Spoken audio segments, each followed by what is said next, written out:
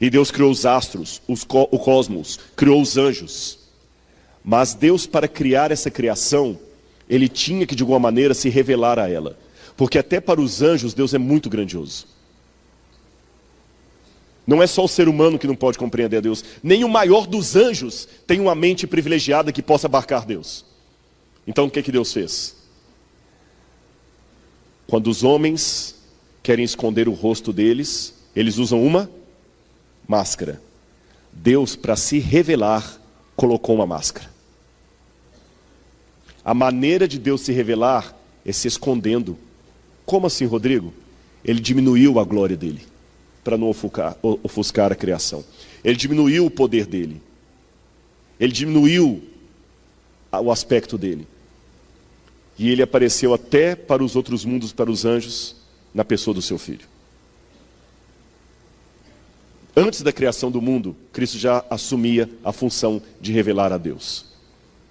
Que as pessoas precisavam de uma forma mais tátil de Deus. E Cristo assumiu essa forma. Por isso que, ao contrário do que muita gente pensa, ele é o arcanjo Miguel. Não é que Jesus era um anjo, não é que Jesus foi criado por Deus. É porque ele era o principal dos anjos, alguém fácil. Por isso que no Patriarcas e Profetas, diz que o pai senta o filho no seu trono e manda que os outros o adorem. E a quem lê aqui no Patriarcas e Profetas pensa assim, parece que Jesus já era inferior ao pai lá atrás. Não é que ele era inferior ao pai, ele assumiu uma posição de filho para tornar o pai compreensível. É como se eu falasse aqui com vocês e a minha glória fosse tão grande que eu ofuscasse vocês. Então eu peço assim, pastor, pede para apagar esse holofote aqui para que eles possam me ver. Cristo é Deus sem o holofote. É por isso que na luta do bem contra o mal, Lúcifer não queria a posição de Deus Pai. Lúcifer queria a posição de Cristo. Porque Deus o Pai realmente, Lúcifer percebia que ninguém era inigualável. Mas Jesus estava em pé de igualdade. Jesus era um com eles ali. Dá para derrubar. Por isso que a guerra de Lúcifer é contra Miguel. E o que significa Miguel? Ninguém é igual a Deus.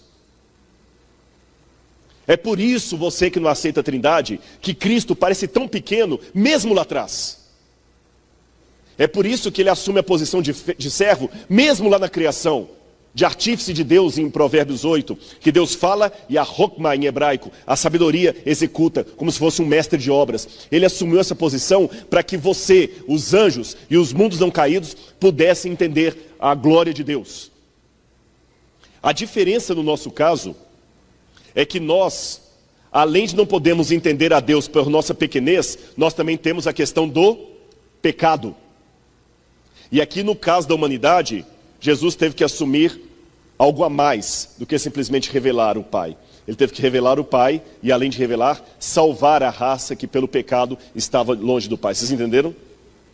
Para os mundos não caídos, bastava revelar o Pai. Para nós, revelar o Pai e nos salvar. Eu gosto dessa passagem de Hebreus 1, verso 1. Por que eu coloquei em grego ali? Porque em grego tem uma passagem um pouquinho diferente. Na sua Bíblia está assim, olha. Hebreus 1, verso 1. Havendo Deus falado de muitas maneiras aos pais pelos profetas, nos últimos dias nos falou através do Filho, a quem constituiu o herdeiro de todas as coisas. Não é assim que está assim? Não é assim que está assim? No grego está um pouquinho diferente. Polímeros, de muitas maneiras.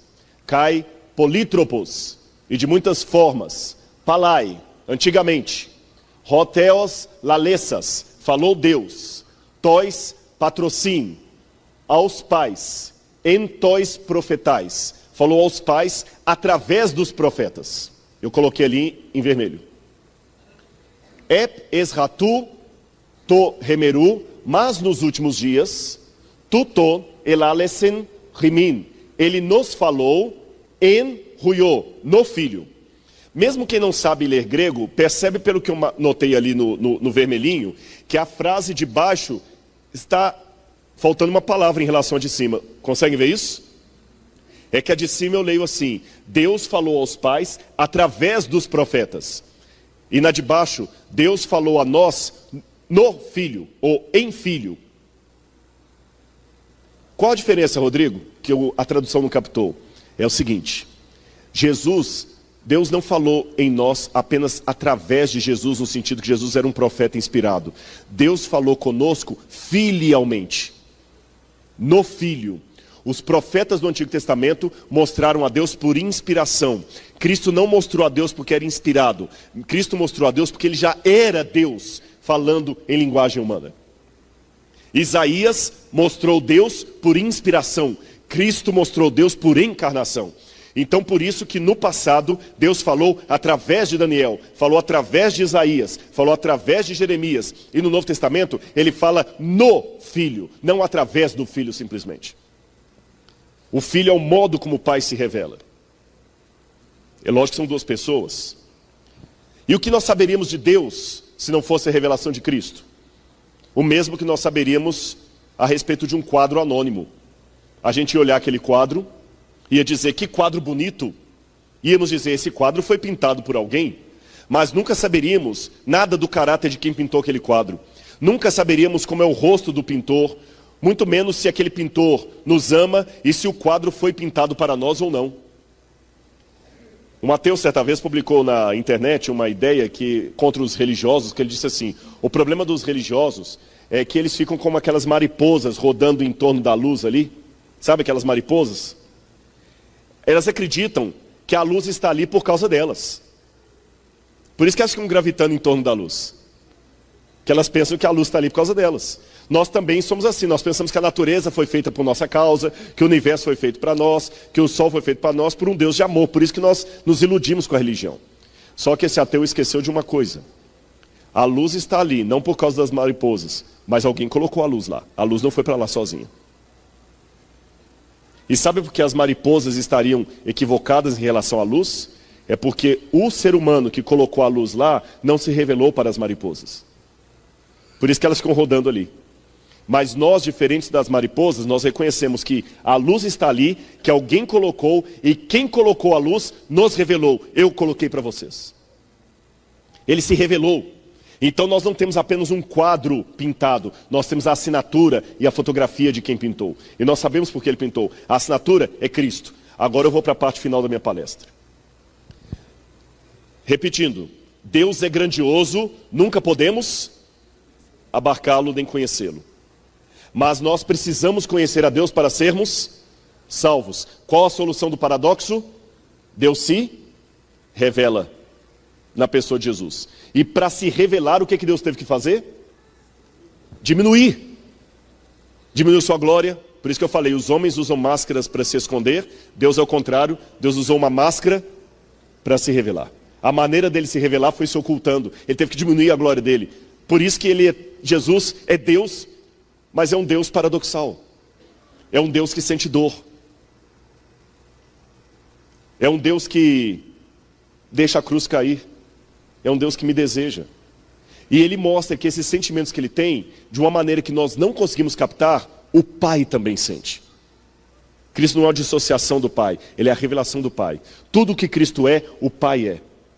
Só que Cristo demonstrou os sentimentos do Pai na carne. Vocês entendem?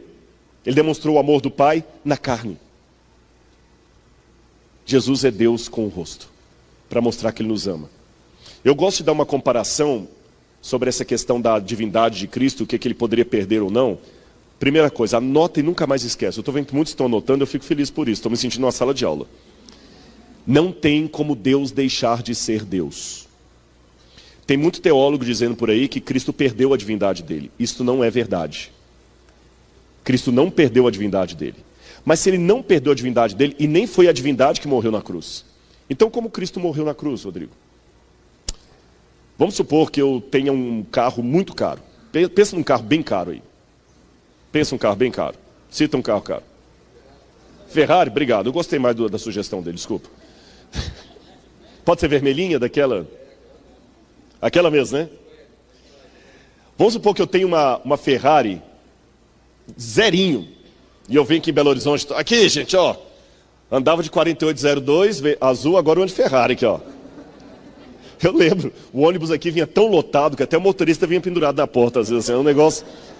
Ô, vida, não tem saudade, não. E a marmitinha batendo ali atrás e tudo, é triste, pastor. Pastor Zé Marcos era mais... Os bairros que ele lembra de carro, eu lembro de ônibus. Aí um dia o pastor Zé Marcos encontra comigo, andando a pé, conversando com um amigo aqui, subindo a ladeira aqui do Catre. Eu falo, ô Rodrigo, por que você está andando a pé nesse sol quente? Ah, pastor, esse meu amigo aqui precisa conversar comigo e ele não anda de carro porque ele tem fobia do carro. Ele tem fobia, ele vai ter medo. Ele precisa conversar comigo, então eu vim a pé. Ah, Rodrigo, mas você tem uma Ferrari. Você tem que andar de Ferrari. Eu virarei para o pastor e falei, pastor, desculpa. Se eu sou dono da Ferrari, sou dono bastante para usá-la ou não. Se eu sou obrigado a usar a Ferrari porque eu tenho a Ferrari, quem é dono de quem? Ferrari. Eu deixei a minha Ferrari guardada na garagem e vim andando a pé, porque eu sou dono da Ferrari, para usá-la ou não. Pergunto aos irmãos, quando eu respondi assim para o pastor, eu estou verdadeiramente andando a pé ou estou fingindo que estou andando a pé? Eu perdi a minha Ferrari? Eu apenas deixei de usar. Cristo não perdeu a divindade dele, mas por amor de nós, algumas partes, alguns aspectos da divindade, ele deixou propositadamente de usar. Ele deixou de usar a onisciência dele para que ele possa sinceramente perguntar a Adão, onde você está? Ele deixou de propósito a onisciência dele para falar, filho, conta para mim o que você está sentindo no seu coração, eu quero saber. E ele não finge, realmente nesse momento ele não sabe. Porque ele deixou a Ferrari na garagem por amor de nós. Ele deixou a onisciência dele guardada no cofre, quando o espírito dele insta com todo mundo aqui para se salvar, como se ele não soubesse quem vai e quem não vai se salvar. E ele insta com sinceridade, não é fingimento.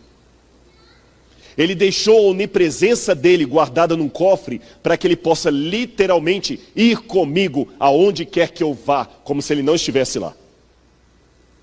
Esse é o mistério de Cristo, tornando Deus conhecido. Agora, a pergunta básica, quanto custou?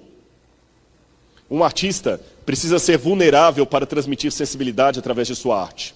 Se não somos vulneráveis, não podemos ser heróis. Aprendam isso. Deus assumiu uma vulnerabilidade quando nos criou. Sabem qual? Ele pode ser rejeitado. E depois que nós pecamos, ele não apenas assumiu a vulnerabilidade de poder ser rejeitado, como também assumiu a vulnerabilidade da nossa natureza. Ele assumiu a natureza humana. E como pode um Deus eterno sinceramente morrer? Lembra que eu falei que a divindade de Cristo não podia morrer na cruz. A natureza divina dele não podia morrer na cruz porque era eterno. Mas a natureza humana dele morreu. Como se dá isso? Lembra que eu falei da Ferrari na garagem? E se o preço do meu amigo for mais do que uma caminhada na ladeira do Catre? E se meu amigo nunca mais puder entrar num carro, e para eu me relacionar com ele também eu não devo mais dirigir meu carro? Por amor ao meu amigo, essa garagem ficará sempre com o carro parado. Agora eu estou indo para a parte final, que eu peço bastante a sua atenção. Como pode um Deus eterno sinceramente morrer? E não fingir que morreu? Que ele era eterno? Vamos supor que para que você seja salvo, eu precise perder a minha visão. Mas eu tenho um olho eterno. Eu não tenho como ficar cego. Então voluntariamente, eu fecho o meu olho por toda a eternidade. Eu não perdi a minha capacidade de enxergar. Eu não perdi o meu olho, mas voluntariamente eu obliterei por toda a eternidade a minha visão por amor de você. Isso é pior do que ficar cego. Porque cego você ficou cego. Aqui não. A hora que eu quiser eu abro o olho, mas por amor de você eu decidi nunca mais abrir. A teologia do esvaziamento de Deus. Abra a Bíblia em Filipenses capítulo 5, 2, versículos 5 a 11. Filipenses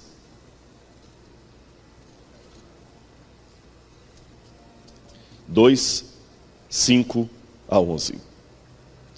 Tende em vós o mesmo sentimento que houve também em Cristo Jesus, pois ele, subsistindo na forma de Deus, não julgou como usurpação ser igual a Deus, ou seja, ele existindo por toda a eternidade na forma de Deus, não ficou agarrado ao fato de ser Deus, Antes a si mesmo se esvaziou. Olha a cena. Ele a si mesmo se esvaziou, assumindo a forma de servo. O que eu falei que ele fez lá no início? Ele não era o servo de Deus, não era através dele que Deus criava o universo, o Logos de Deus, a sabedoria de Provérbios 8, 22. Ele assumiu a forma de servo, tornando-se semelhante aos homens e reconhecido em figura humana. Ele não apenas assumiu a forma de servo, mas como ele veio aqui à terra e assumiu a nossa natureza. E a si mesmo se humilhou, tornando-se obediente até a morte e morte de cruz. Fica com a Bíblia aberta. Nesse esquema você vê o que Cristo fez. Ele tinha uma condição eterna, divina, como Filho de Deus. Mas ele se esvaziou, assumiu a forma de servo, kenosis, se esvaziou, em semelhança de homem. E quando ele se encarnou, ele assumiu o ponto máximo da degradação. É como se fosse assim, olha, aqui no degrau máximo, Cristo era Deus, mas não ficou agarrado a isto. Ele desceu e se esvaziou da sua divindade. E assumiu a forma de servo. E depois que ele assumiu a forma de servo, ele desceu ainda mais. Ele apareceu em semelhança de homem. E depois que ele apareceu em semelhança de homem, ele desceu ainda mais. Ele foi humilhado e morreu morte de cruz. E quando ele ressuscitou, ele vai voltar para a glória. Aí o que continua a Bíblia dizendo? Que quando ele volta para a glória, Deus lhe dá um nome que está acima de todo o nome. Vamos continuar lendo. Pelo que, verso 9, pelo que Deus também o exaltou sobremaneira, e lhe deu um nome que está acima de todo nome, para que ao nome de Jesus dobre todo o joelho, no céu, na terra e debaixo da terra, e toda língua confesse que Jesus Cristo é o Senhor, para a glória de Deus Pai. Mas tem um problema aqui, a favor dos trinitarianos, aparentemente, dos antitrinitarianos, aparentemente. Um antitrinitariano pode perguntar assim, vem lá, alto, se Jesus é Deus, não precisa que o Pai lhe dê o nome de Deus. Você falou no início da sua palestra que a essência de Deus não admite melhora, não admite graduação, não tem como dar um título a mais para Deus que ele não tenha. Deus é Deus, não tem como alcançar grau máximo de livre docente. Se o Pai dá um nome para ele glorioso, é porque ele não tinha. Seria como se de repente eu pego um médico aqui, Dr. Talvanes, que eu conheço bem, meu amigo. Ele já é médico. Aí a associação agora resolve trazer o Dr. Talvanes aqui à frente e dar um título de doutor, de médico honoris causa para o Dr. Talvanes. Não faz sentido isso, pastor? Ele já é médico. Seria ridículo a associação dar para ele um título de médico honoris causa. Ele já é médico. A pergunta é, se Jesus já era Deus, por que o Pai dá para ele o título de Deus? Eu vou explicar por quê. Nessa posição aqui, Cristo era Deus por natureza. Quando ele assumiu a forma de servo, ele abriu mão da sua divindade por amor da criação. Quando ele se humilhou e se encarnou, ele abriu mão por amor da humanidade. Quando ele se humilhou, morte de cruz, e assumiu o corpo humano, ele volta para o céu com esse corpo humano. E quando ele chega aqui no céu, o Pai fala, da criação para trás, você era Deus por natureza. Agora você é Deus por natureza e por mérito. Você é Deus e merece Deus. Se houvesse eleição para Deus no universo, o único candidato poderia ser Jesus. Ele mostrou que ele não apenas era Deus com o poder de Deus, mas ele tinha o caráter e a nobreza de Deus, mesmo quando esse poder lhe foi tirado. Ele é Deus por natureza e por honra ao mérito. É como se você fosse filho do seu pai por natureza, porque você nasceu do seu pai, e ao mesmo tempo por causa honrosa. Você é filho e adotado ao mesmo tempo. É como se seu pai fala o seguinte, eu vou te registrar 2 vezes. Uma vez porque você é meu filho mesmo, saiu da barriga da sua mãe. A segunda é que eu tenho tanto orgulho de você, meu filho, que se você não fosse meu filho, eu queria te adotar. Entenderam o que eu falei? Jesus, até a cruz, era Deus apenas por natureza. Hoje ele é Deus por natureza e por honra ao mérito. Ele é Deus e merece ser Deus. E qual foi o preço que ele pagou? Eu falo qual foi o preço. A nossa morte era morte eterna. Diz o livro de Hebreus que ele deveria experimentar a morte por todos os homens. Então Cristo não perdeu a sua divindade. Ele não perdeu os seus poderes. Mas João 1,14 diz que ele se fez carne e habitou no meio de nós. Hebreus capítulo 2, verso 9, diz que ele se tornou um pouco menor que os anjos e que ele deveria experimentar a morte eterna. E como é que pode um Deus eterno sinceramente morrer? Lembra que eu fecharia os meus olhos para sempre? Jesus, o preço que ele pagou para você ser salvo, não foi apenas morrer na cruz. Ele vai ter que levar a morte para o céu. De que maneira? Ele vai ficar para sempre retido a um corpo humano. E para mostrar que eu não estou mostrando filosofia aqui, que eu não estou inventando, a Bíblia diz isso. Hebreus 10, 5 a 7, fala, antes corpo me formaste. Colossenses 2, verso 9, diz que hoje, agora, nesse momento, habita corporalmente em Cristo toda a plenitude da divindade. Diz que a plenitude da divindade habita nele como? Corporalmente. Um corpo físico. Filipenses 3, 21. Diz que quando nós ressuscitarmos, nós teremos um corpo semelhante, igual ao corpo de sua glória. Não é semelhante, igual ao corpo de sua glória. Se nós ao ressuscitarmos na volta de Jesus, teremos um corpo não semelhante, igual ao corpo da glória de Cristo, isso significa que na eternidade, o corpo que Cristo tem é o mesmo que os remidos terão depois da ressurreição. Vou mais. Hebreus 1, verso 12. Diz que ele é o herdeiro do universo. E diz que ele é sacerdote para sempre. Se ele é sacerdote para sempre,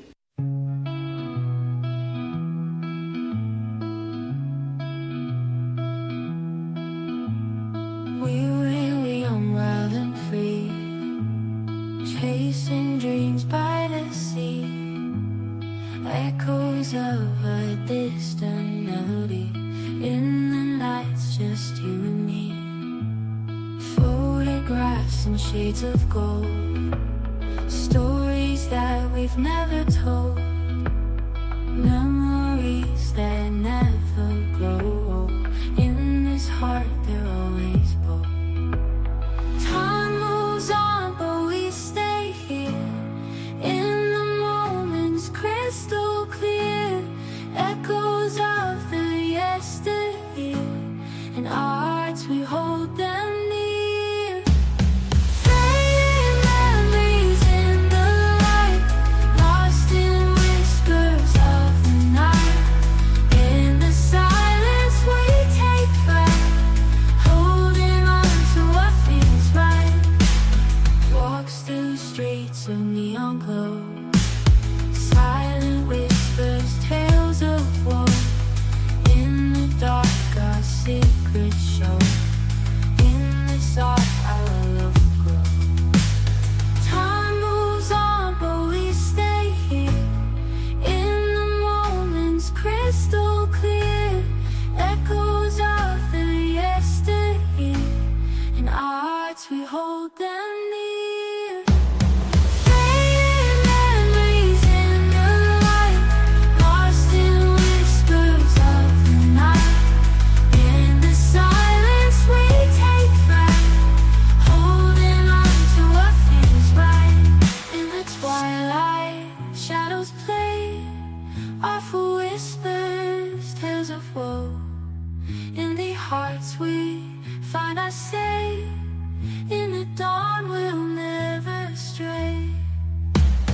Fading memories in the light, lost in whispers of the night, in the silence we take flight, holding on to what feels right. As the days turn into years, through the laughter, through the tears, in the echoes on our steers, in these dreams we face our fears.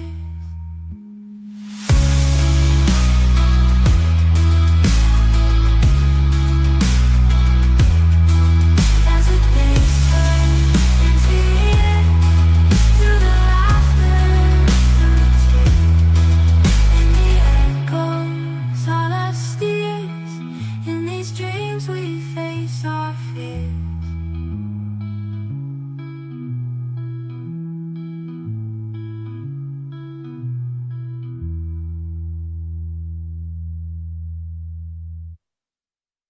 é porque ele está ainda no corpo humano, o corpo sacerdotal. Mais ainda, Hebreus capítulo 2, verso 11, e Romanos 8, 29, diz que ele é nosso irmão. Cristo é o nosso irmão, ele não é o nosso pai. E por que ele é o nosso irmão? Efésios 4, verso 13, porque na glória nós atingiremos a sua estatura. Se eu na glória posso atingir a estatura de Cristo, se eu na glória posso chamar Cristo meu irmão, se o meu corpo glorificado é o mesmo, igual ao corpo de Cristo, então significa que na eternidade ele continua com o mesmo corpo que ele ressuscitou aqui na terra. Aliás, a Bíblia fala em Lucas 24 que ele ressuscitou com um corpo físico. Tanto é que depois da ressurreição, ele até comeu com os discípulos. Vocês têm alguma coisa para comer? Ele comeu na vista deles. Com esse mesmo corpo físico que ele comeu, ele falou com Tomé, coloca o dedo aqui na minha ferida e vê que eu sou feito de carne. Ele soprou sobre eles. Com o mesmo corpo físico glorificado, ele subiu ao céu, Atos 1, verso 9. Com o mesmo corpo físico glorificado, ele voltará, porque Atos diz que ele voltará assim como para o céu o vistes ir. Da maneira que ele foi, ele vai voltar com o corpo glorificado. Com esse mesmo corpo glorificado, ele reina no céu. 1 Coríntios 15, 20. Ele é o primogênito dos que morrem e ressuscitaram. Logo a sua ressurreição não é diferente daquela que teremos. É o que Paulo diz em 1 Coríntios capítulo 15 e Romanos capítulo 8, 28 e 29. E mais, Apocalipse capítulo 5, verso 9. Leia essa passagem aqui comigo. Apocalipse capítulo 5, verso 9. Quando vai falar do Cordeiro de Deus, diz assim: e entoaram um novo cântico dizendo, digno és de tomar o selo e abrir os livros, porque foste morto e com teu sangue comprastes para Deus os que procedem de toda tribo, língua, nação e povo. Quando João vê Cristo como Cordeiro de Deus no céu, ele vê o Cristo ferido. Ele vai manter as marcas da sua crucifixão para sempre. Eu sei que o texto de Isaías, naquele dia, perguntarão que feridas são essas nas tuas mãos. É um texto complicado, que alguns pensam que ali está falando de falsos profetas. Eu não vou entrar nos detalhes aqui, mas há uma hermenêutica que permite você fazer uma aplicação messiânica daquele texto. Mas eu não vou citá-lo porque é um texto que gera polêmica entre os teólogos. Mas vou mais. O nosso corpo glorificado na ressurreição é igual ao corpo de sua glória. Ele manterá o seu corpo por toda a eternidade. Apocalipse capítulo 21, versos 3 e 22, 2, diz assim: eis o tabernáculo de Deus com os homens, porque Deus habitará com eles, e eles verão a sua face. Está falando do Cordeiro. E ao mesmo tempo que João fala, eis o tabernáculo de Deus com os homens, João fala, eu não vi santuário no céu, porque o Cordeiro habita com eles. O que é esse tabernáculo, então, que ele viu antes, se ele não viu o santuário no céu? Não parece uma contradição? Porque João fala que ele não viu o santuário no céu, mas antes ele fala, eis o tabernáculo de Deus com os homens. Simples. No Evangelho de João é dito, o verbo se fez carne e habitou no meio de nós. Sabe como é essa palavra no grego? Skeno. Ele montou o seu tabernáculo no meio de nós. O corpo de Cristo é o templo de Deus, é o tabernáculo. Então quando João fala, eis o tabernáculo de Deus com os homens, que é o próprio Cordeiro, é porque o Cordeiro continua tabernaculado. Ele continua num corpo físico. E para os evangélicos que estão conosco, não se assustem com o que eu estou dizendo aqui. Há teólogos evangélicos que dizem a mesma coisa, batistas, presbiterianos, anglicanos, episcopais. Há muitos teólogos que dizem a mesma coisa que eu estou falando, que Cristo manterá por toda a eternidade o corpo físico glorificado com as marcas da cruz. E para aqueles que são adventistas, eu tomo licença para citar Ellen White. Ela fala no Desejar a Tuas Nações, ao tomar a nossa natureza, o Salvador ligou-se à humanidade por um laço que jamais se partirá. Ele nos estará ligado por toda a eternidade. Para nos assegurar seu imutável conselho de paz, Deus deu seu Filho unigênito, a fim de que se tornasse membro da família humana, retendo para sempre sua natureza humana.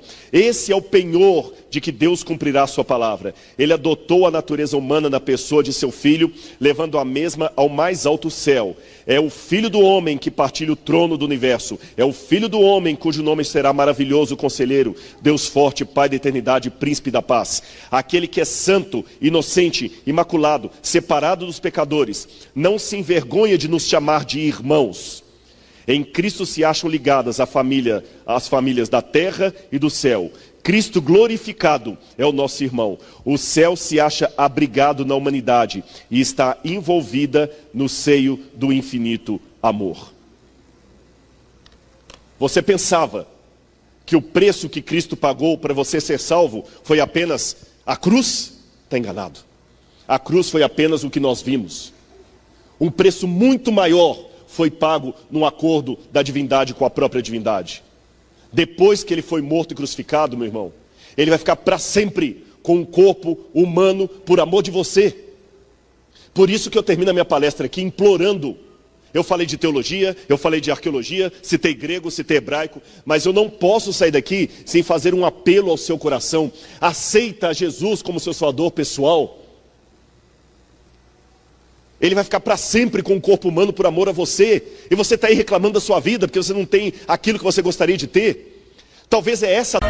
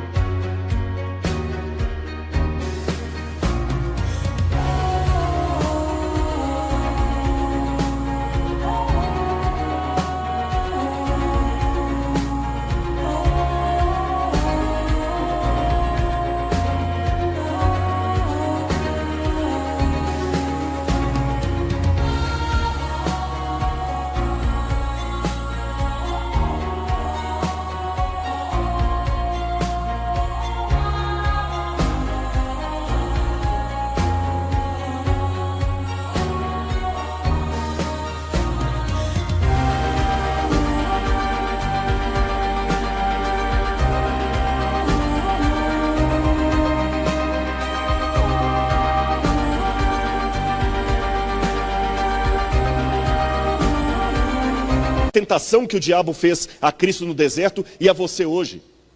O diabo tenta você prometendo que vai realizar todos os seus desejos. Sabe por que o diabo faz isso? Porque se ele realizar todos os seus desejos, a sua esperança vai morrer. Para que ter esperança se tudo que eu quero eu tenho? Cristo quer te dar esperança. O livro missionário desse ano é sobre esperança. Quando me disseram na teologia que Deus é uma trindade, eu não entendia Deus.